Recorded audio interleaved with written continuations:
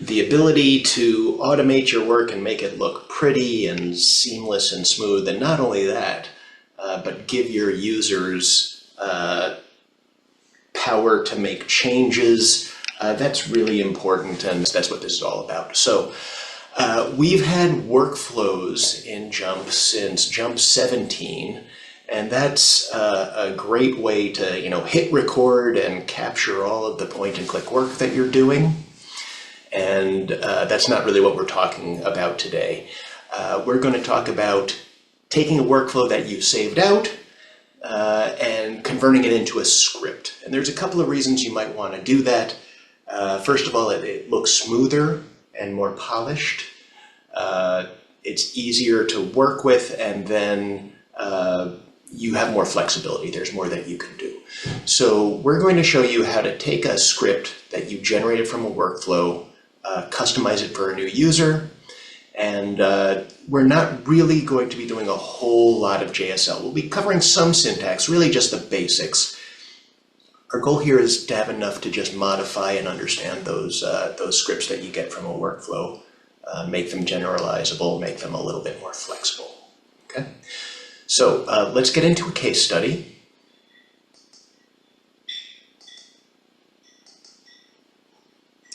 We are going to be working with data that comes from the government, U.S. Department of Labor, National Database of Child Care Prices. So we have county level data stratified by different kinds of child care for different age children, and also over many, many years. So it's quite a large and extensive data set. Okay, let's have a look at the end product that we're going to have today. I will show it to you. I installed it as an add-in, so anybody who wanted to do this analysis could go to the add-ins menu up here and launch the child care analysis like so.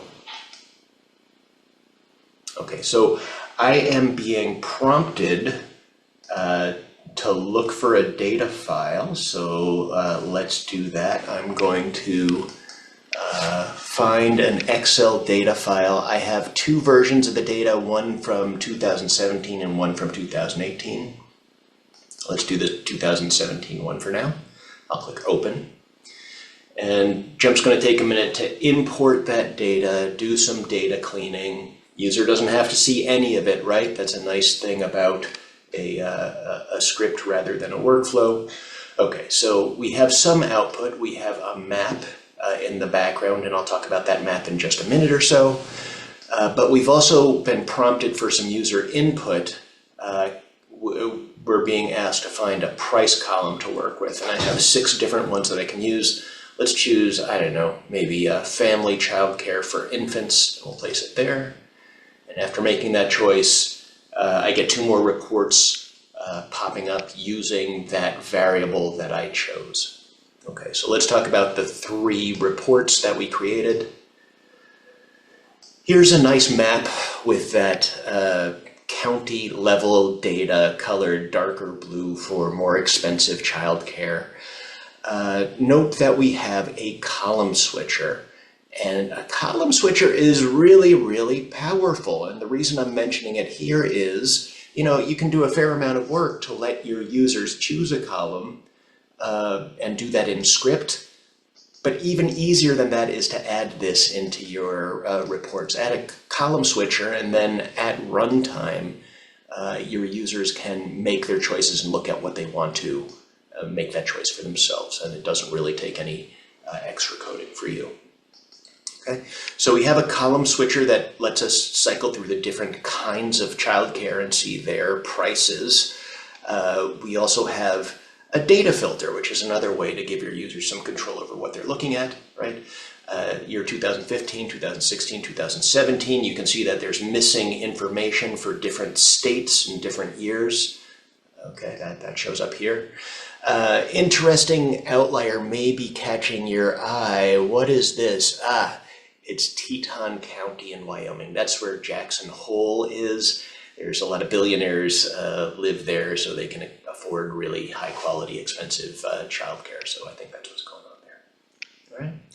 So that is one of our outputs. The other two outputs, we did prompt the user for input and made them choose. You know, could have given a column switcher here too, but I wanted to show you both ways. So for this one, we're seeing a box plot, the different states and the expense of family childcare. And this last one is a regression analysis predicting the price of family childcare for infants using population in the county and median household income. All right. So that's the case study, and we're going to walk through how we got here and how to do the conversions to make it so that you could do the same thing. You could give something to your user, have it show up in the menu or on the toolbar, and have them run it in a really smooth, slick interface.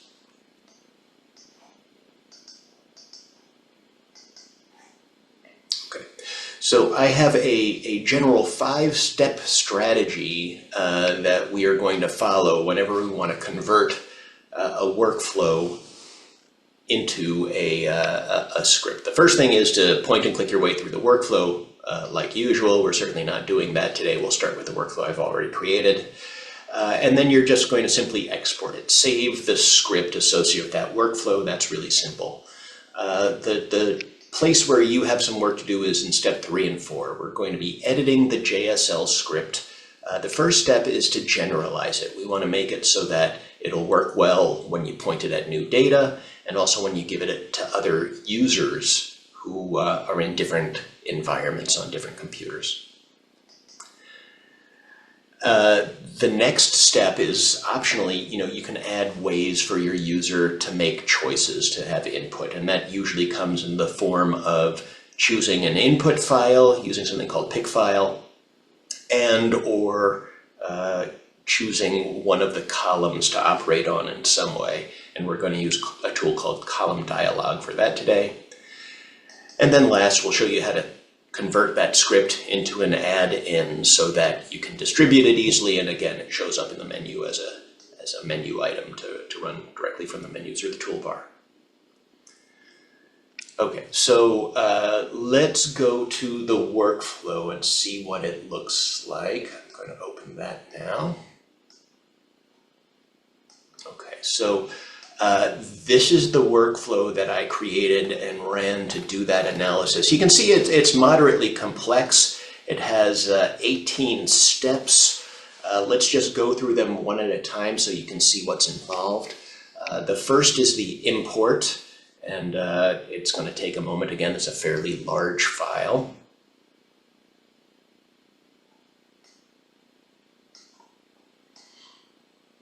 Okay, there it is. We have the import. There it is, imported file. And now we are going to move some of those price columns that we're going to be working with to the, oh, I've got an error and I know what it is. It's that I forgot to clear my data from before, so please excuse me. I had another version of this open before. Let's try that one more time.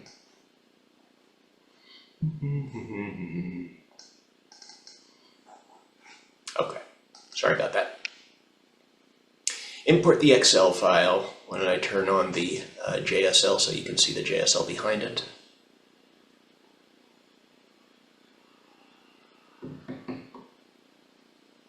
Okay, so there's the Excel file, 227 columns, 9,400 rows. Right, moving, there we go, moving 6 of the columns to the front of the file so they're easier to find and work with. We're going to group them and call that group median prices. And then we're going to change these names into something that's a little bit more easy to understand for our users. So changing those 6 names one at a time. Okay, the next step in this workflow is to do a little bit of work on this column. This column, county FIPS code, that corresponds to, it's an identifier for counties, and we're going to use that in our map to identify that that number matches to a shape in our shape file. So we have to do a little bit of work to make it match. It starts as a 4-digit code, and we need it to make it a 5-digit string. So I've done that. Not going to get into all of the point and click work that I did. That's you can learn about how to make these workflows in other mastering sessions. I am adding a column property to this new FIPS column. And if we look at that column property, it's the map. Okay. Yeah, I changed this but didn't look at it. It's here in, it's going to be here in the 17. Okay, yeah, so this is the file that we use to look up and make that map when we launch it in the graph builder. All right.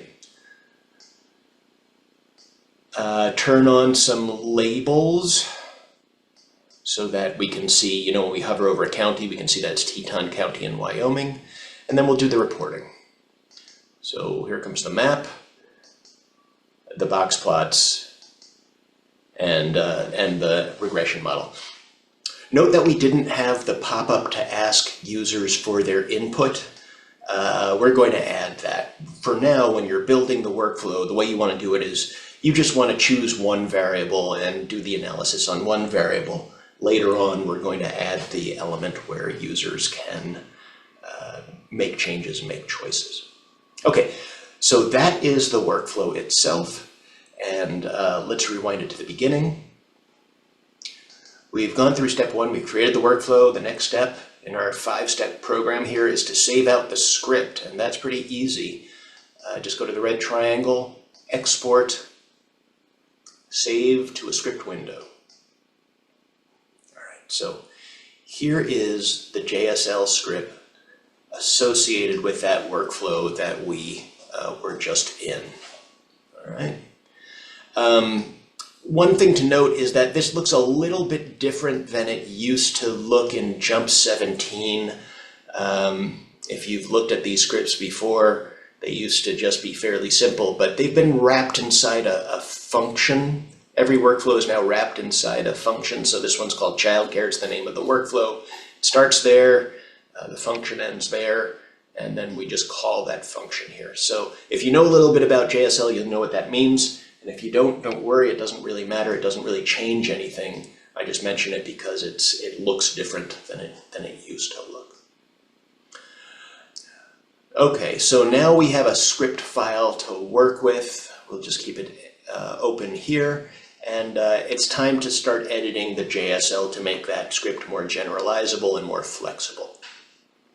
Before we actually start the editing, let's do the briefest of JSL lessons. Just enough, like we said, just enough JSL to edit these scripts effectively. So what do you need to know about JSL? First of all, comments. Anything with the double slash here is a comment. It shows up as green in the Jump script editor, and the workflow itself is going to place many, many comments throughout your script to orient you, so that's a good thing. Okay, so green double slash is comments. This is a JSL expression. This one is, an expression is just a snippet of code that can be run, successfully evaluated. This one is a simple assignment. We are creating a variable x and assigning the value 4 to it. Note that it has a semicolon after it. You need to put a semicolon in between each JSL expression. So if I'm going to run another expression after it, there has to be a semicolon between them.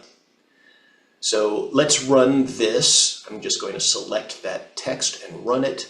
We ran x equals 4, and now back here, if I hover over this x variable, yes, that hover help tells us that we have a variable named x, and its current value is 4. Okay, so that's a simple JSL expression. Whenever you see a colon like this, and it's either in the middle of some code or maybe at the beginning of some code, that usually means that you're dealing with a column in a data table. All right, so there's a colon here, and the name of the column is after the colon. And sometimes, optionally, you have the name of the data table on the left. So that's the syntax for this: data table colon column name. And so if we want to do anything with that column, like change the modeling type from something else to ordinal, here's what that looks like. You have the column over here on the left, you have the command on the right, and then the double arrows as syntax is what you need to be aware of. That means take the message on the right and send it to the object on the left, right? So object on the left, message on the right, and the double arrow is kind of like pointing that message at that object, right? So we're going to set the modeling type to ordinal for the column study year in this data table. There you go. That is a really brief JSL lesson, and it turns out that's just about everything that we need to know to do what we have to do here. Okay, so edit the script to generalize for new data and new users. What does that look like? Well, look at our current script. When we do the import, it is pointing at this very, very specific file, right, in a certain place on my computer with a certain name. The name has 2017 in it. Not so flexible, right? What happens if the data changes and I'm working with data from 2018 or later? Okay, I don't always want to be referring to 2017 throughout my code. What I want is something that can change and adapt, and that sure sounds like a variable, right? So what we're going to do is change that to a variable. Here's how that looks. So we're going to change anywhere we see this bit before the colon, that's the reference to the data table. We're going to change it to some other word, and in this example, I guess we're using in data. So the line up here becomes this. The data table reference has been changed to in data. Okay. So let's recreate that over here. I'm just going to do a quick search and replace. I'm going to search for everywhere I find this data table in National Database of Child Care 2017. I'm going to hit Control F on my keyboard, and we're going to replace that with, I don't know, we can use anything really. I'll use my data. All right, and just replace all. 18 occurrences have been replaced, and we're ready to go. Okay, so now instead of referring to that data table explicitly by name, we're referring to this thing called my data. How does JMP know what my data is? Well, we have to tell it, of course. And the place you do it is over here. So when you do the open, when you do that open, whatever it looks like, we're going to change that to, we're going to give it the name in data or my data, whatever the variable name is. So we'll do that here. Use my data here. My data equals, right? That is assignment, just like x equals 4. We're taking something, the file that we create when we open this data table, open this Excel sheet and convert it to a data table, that is going to be stored with the name my data. So let's just run that so we can show you what it looks like. I'm going to select that segment and click the run button. It's still pointing at 2017, but in a while you'll see how we can make this even more flexible so that, we can edit this to a different file name, or we can ask the user to choose what the file is. Okay, so we imported the data, there it is. And if I come back here to my script window and I hover over my data, yes, I have a new variable called my data, and it points at that data table. And so now throughout my script, I can refer to my data just like this, and that's going to work. Okay. There's one other thing that we should consider here. Remember, we're in the step where we generalize the script for new data and new users. So that was the new data part. What about new users? Well, look at this over here. Let me find it. Yeah, so I am referring to, in this code, when I make the map, this is in the data cleaning section when I'm assigning column properties to this new fits column. I'm saying, when I use it in map, assign it the shapes using this file. And that's fine for me, but I'm in jump 18. If I'm giving this to somebody else, they might be in jump 17 or 16. They can run this as long as they can find the map file, but it won't be here, right? It's going to be somewhere else. Okay, so, or they might be on a Macintosh computer, right? And they don't have a path that looks like this at all. So what are we going to do? Well, JMP has these JSL path variables that you can refer to, common areas, common folders on everybody's computer without referring to them explicitly by name. So stuff like temp, home, downloads, desktop. All right, so, and the one that we're going to use, let's take a look at it.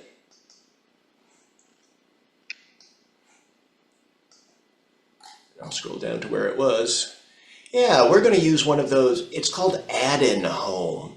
And what that means is I'm going to take this data file and I'm going to package it up in my add-in. I'm going to, so that when the user installs the add-in with my script, they're also getting that file and I know where it's going to be because it's in the same place where the add-in script is. Okay, so that's a nice technique if you need to refer to files in an add-in. You need to make sure that everybody is going to get them when they install the add-in. Later on, I'm going to show you how we add this data table into the add-in itself. Okay, so more on that later. Okay, so that's two examples of the kinds of things that you might need to do when you're generalizing the script. You might need to do other stuff. You really have to think creatively and carefully about what it means, what data people are going to be using, what environments they're in, what stuff they have access to or might not have access to. So the kind of stuff we just did now is what you'll be doing when you generalize this script. All right, add user input mechanisms. So this was the business where when we run the add-in, the user gets to choose what file they're operating on, and they also get to choose which column they're getting reports on for two of those three reports. So let's take a look at that.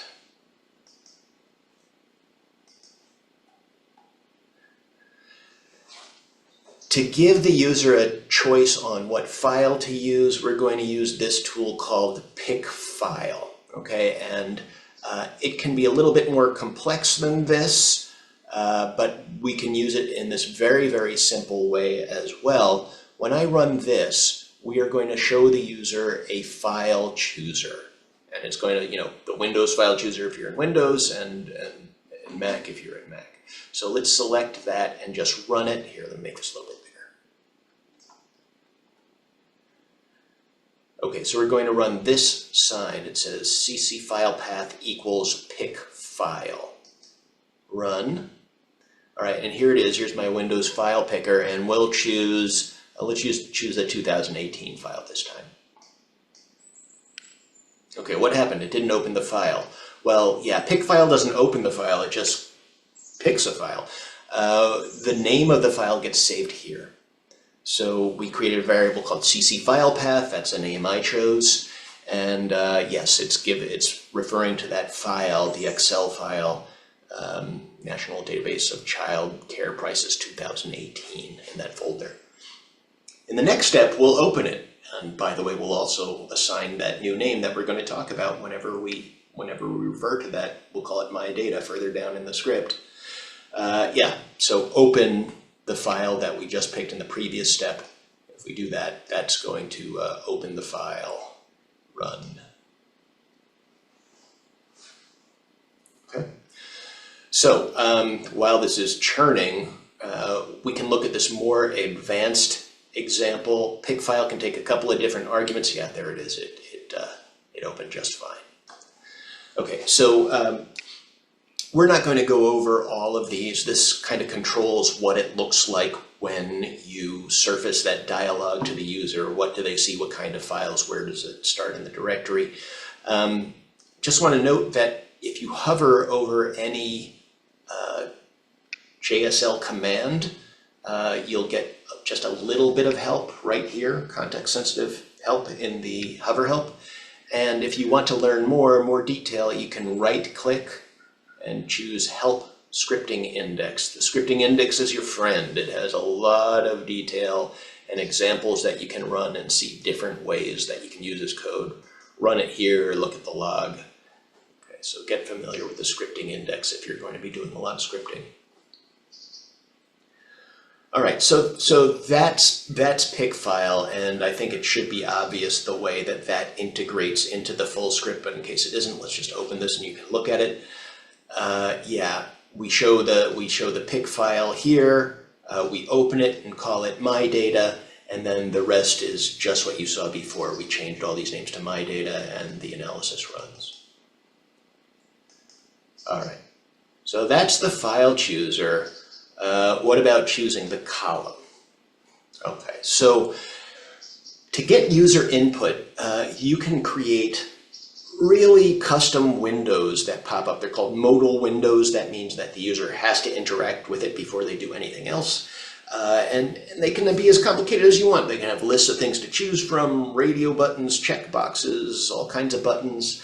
But that's a little bit more complex. And what I'd like to give you is a simple tool that you can use.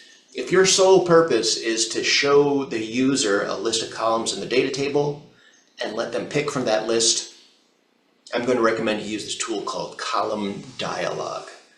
Okay, so let's see how this works. I'm just going to open a little sample data set here, stock prices. I have some data with different prices, open, high, low, close. And then we're going to run this little snippet of code. I don't want to get too deep into the syntax here because you can look it up later and you have an example here that you can work from. But the basic idea is when I run this, it's going to give me some choices and the results get stored over here in this variable I'm creating called DLG. So let's run the column dialog. Okay, it's working off that data table I just currently chose. Let's choose the closing price and we'll cast it into the price role. And I'll click OK. All right, and again, kind of like the file chooser, nothing happens with it on its own. You have to do stuff with it after the user chooses it. So let's take a look at the result of that column dialog. Yeah, do you see it over there in the hover help? It's a little ugly. It's got curly braces. It's got nested curly braces. So this is a JSL list. It's a data structure. You got lists within lists. Again, a little bit more syntax than and JSL topic than I want to get into today, but I do want to give you just the code that you need to extract what you need from this. So you've got this complex structure stored in DLG, and what we're going to do is we're going to extract the piece that we need out of it. The piece that we need is where it says in the inner curly brackets close. That is the name of the column that I chose with a colon in front of it, right? Close. So to get at it, here's the syntax. This is we're subscripting that list, actually both those lists. So you could copy this and modify this for your own use. I'm just going to run it. When I click run, there. Now I have my call. My call is called close. And the final step, of course, is to use that my call wherever you are going to use the column that you operated first on in the workflow, but you want it to be generalized to my call in your script. So let's take a look at that in the where's my complete pipeline? Here it is. Okay, and let's look for column dialog.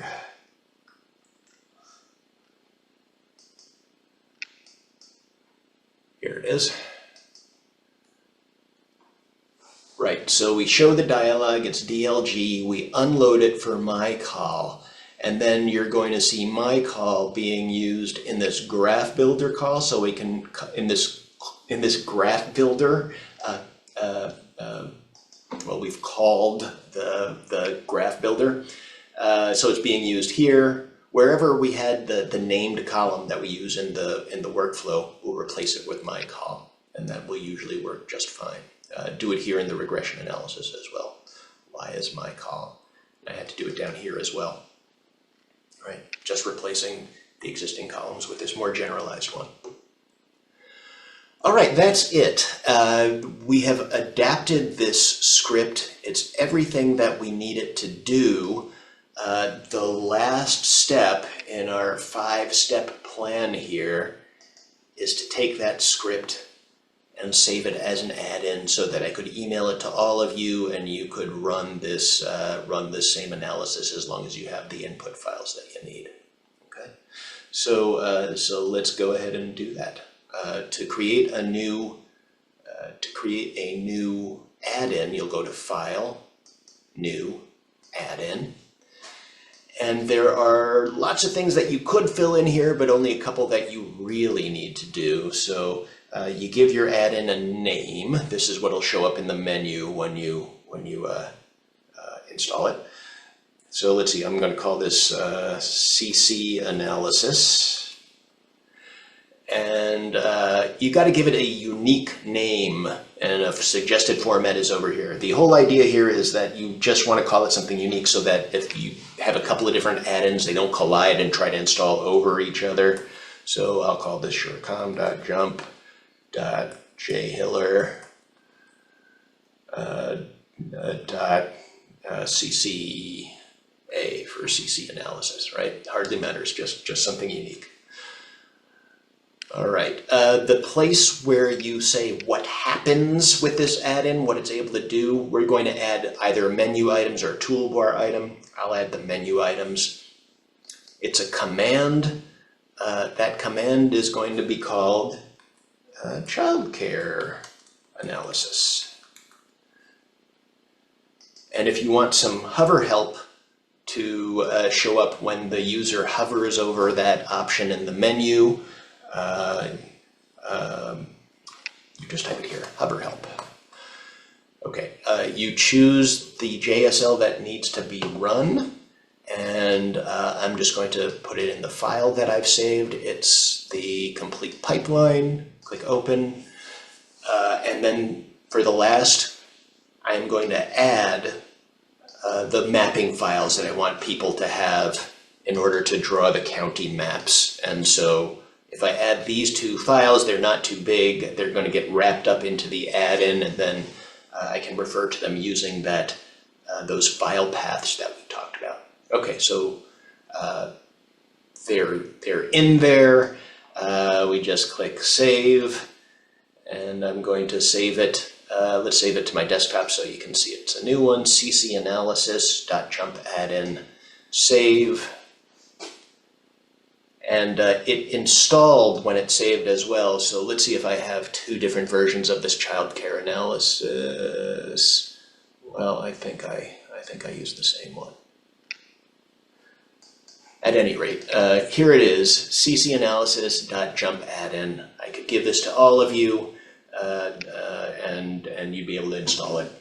Double click here, install it, and then you'd see that menu item in Jump as well and be able to run it. So, just to wrap up, we took a point-and-click workflow and we converted it into a seamless menu item that people can use to run an analysis. Much more user-friendly and very, very flexible.